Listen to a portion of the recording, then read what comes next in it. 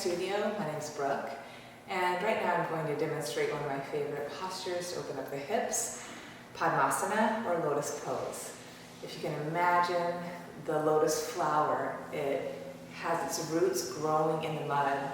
It pulls up out of the murky water and forms this beautiful flower.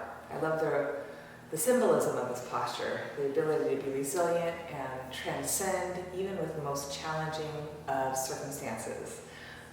Just the ability to transcend. It's just a beautiful symbolic meaning. And it's a great posture. It can be really hard on the knees.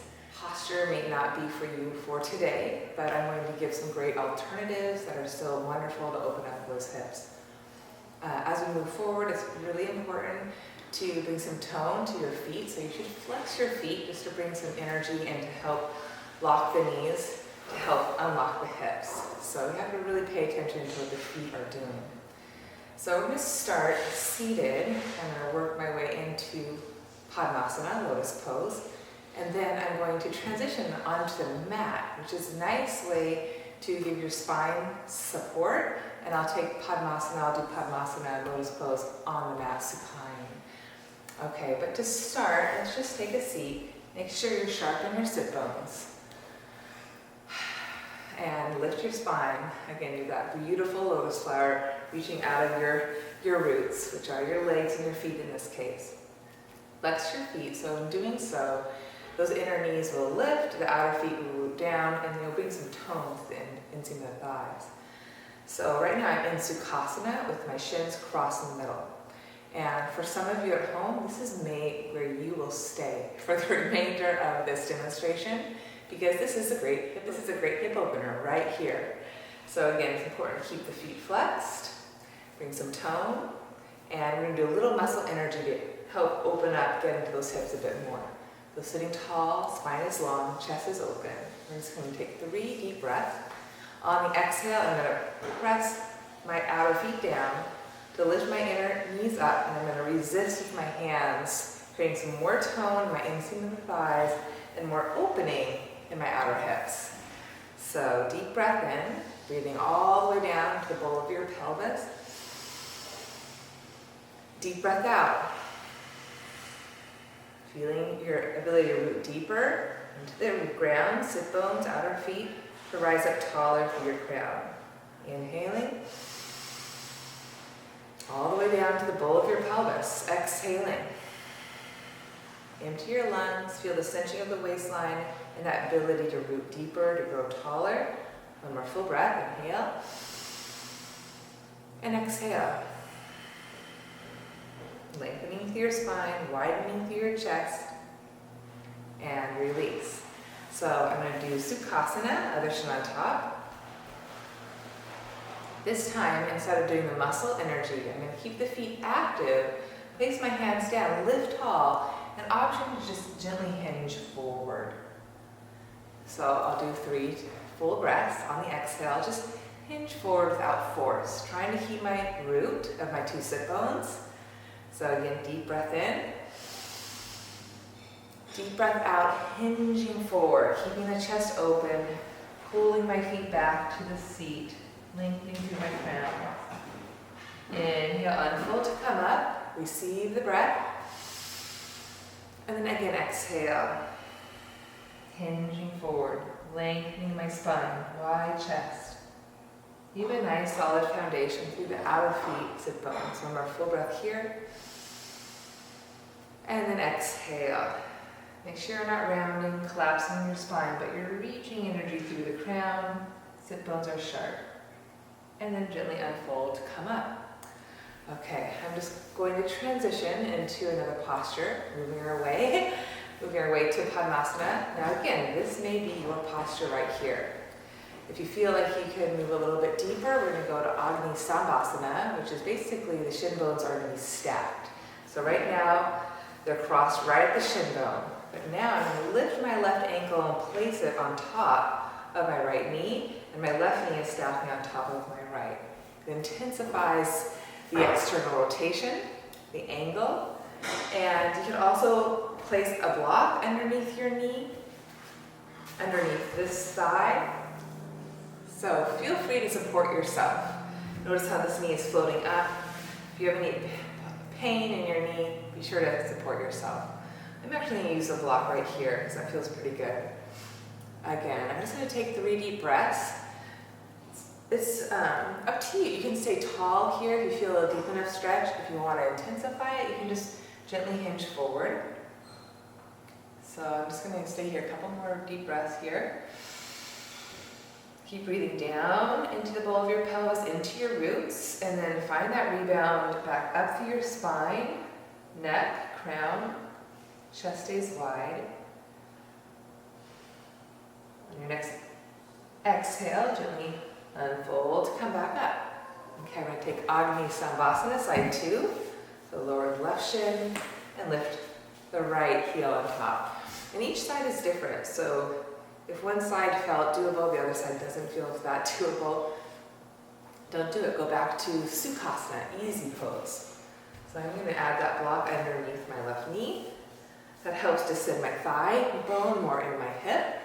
My feet are flexed. I feel the energy in my inner thighs.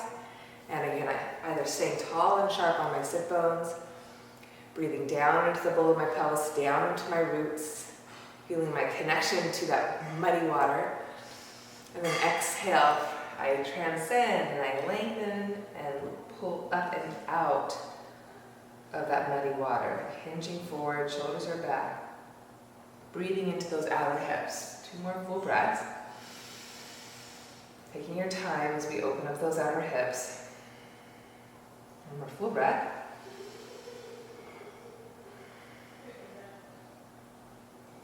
And gently unfold to come out of there.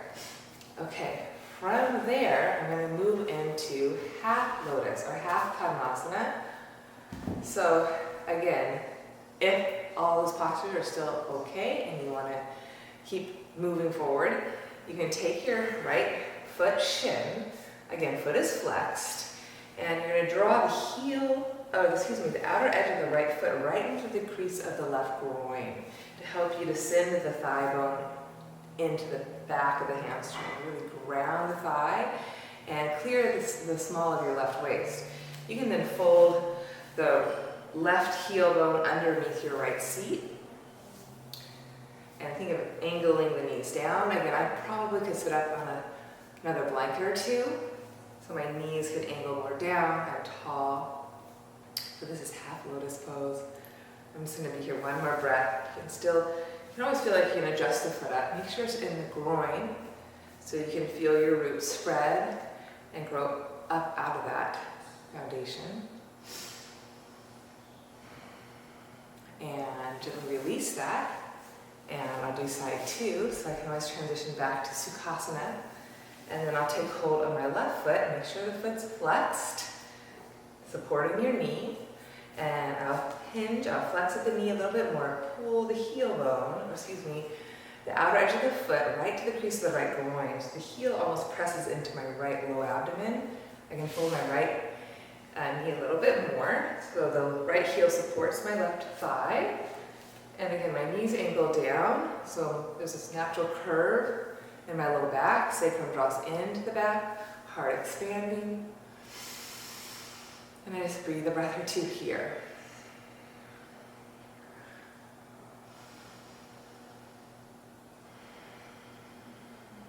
So just notice how this anchor of the feet can help you lift your low back.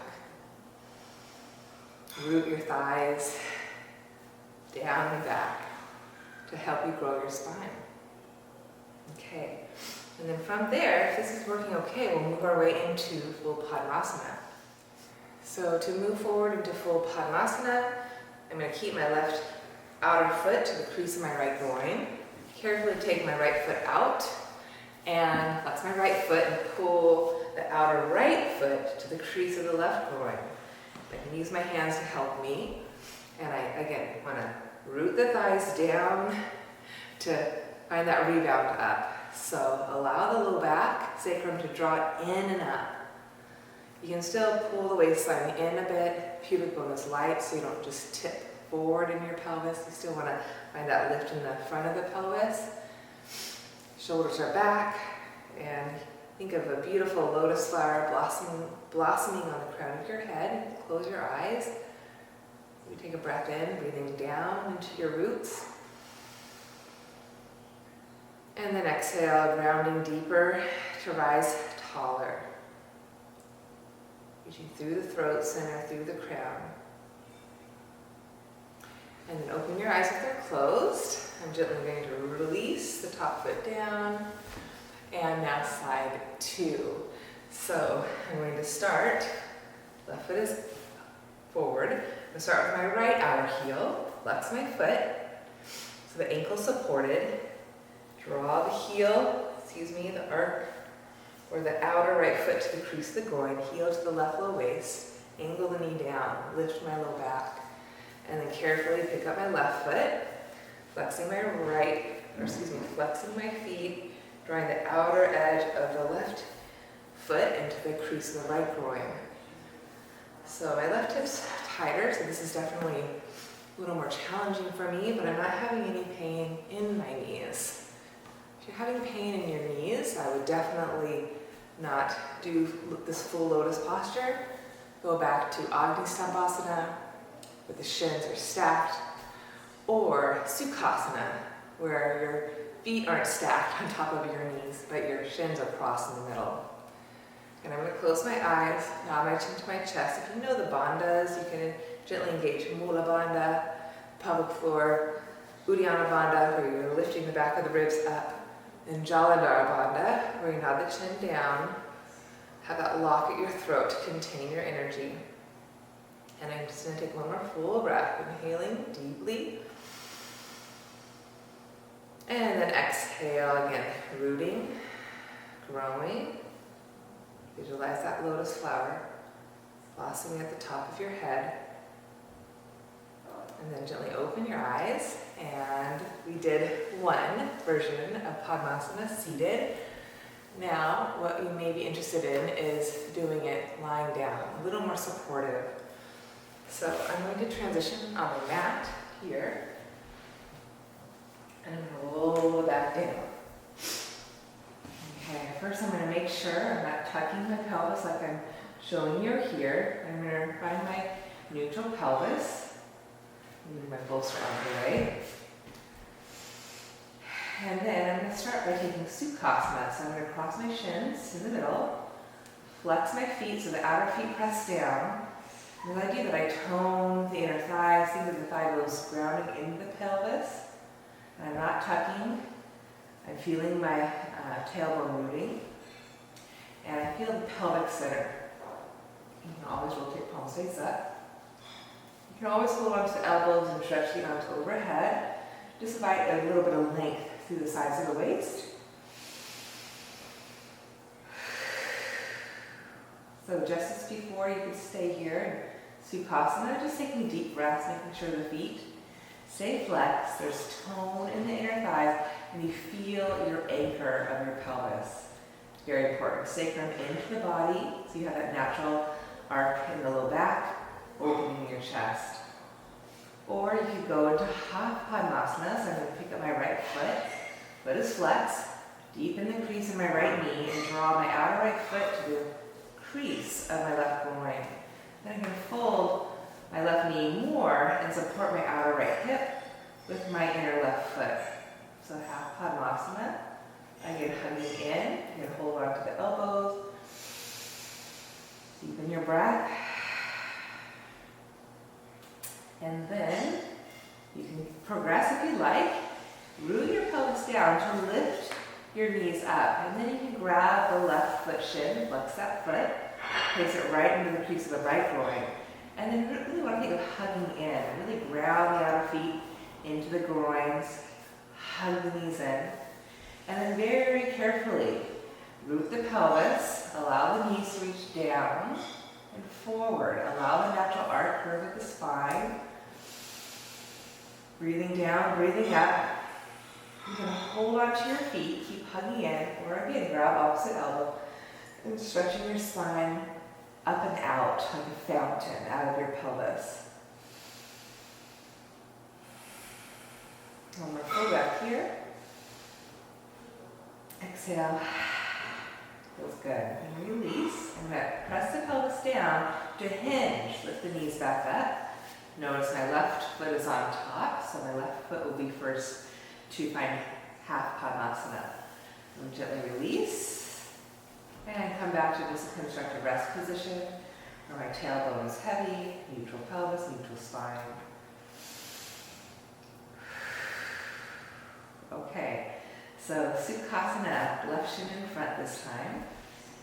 Shin bones cross in the middle. Again, I have to remember to flex my feet. So I have that anchor of my pelvis and my thighs can descend. You want to resist the temptation just to flop open here. Really put some energy in the outer feet to help you connect the thigh bones in and back. Bring some tone to strengthen that midline. So you know where your base is and you know where your boundary is, how you can pull up out of it.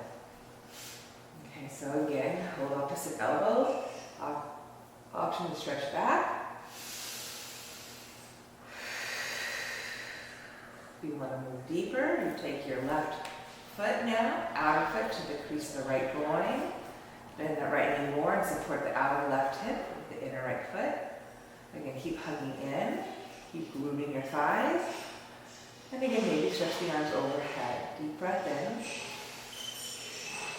in. Deep breath out. Again, you want to go deeper.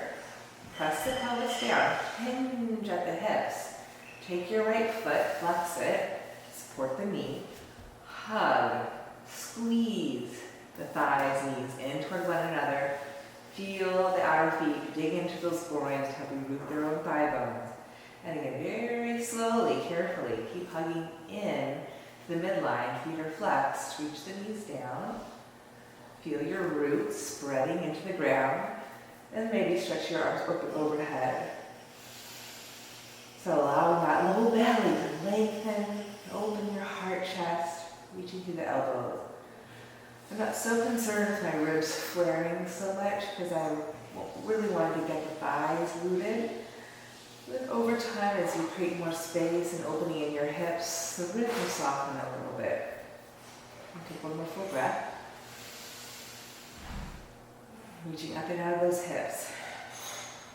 Now I'm going to root the pelvis down, hinge, take my feet out, and to close, I'm just going to make circles. Massaging my thighs in my hips. And I'm stretching my legs. I'm stretching my legs the whole time. So I'm reaching through the knees. Let's point my feet. It's Friday. Everyone's coming home. And then lifting my head. I'm going to rock my way back up. And we did it. Another great posture. Unlock your hips. Use those feet. All right, thanks so much for practicing with me, and I'll see you next time. Happy Friday.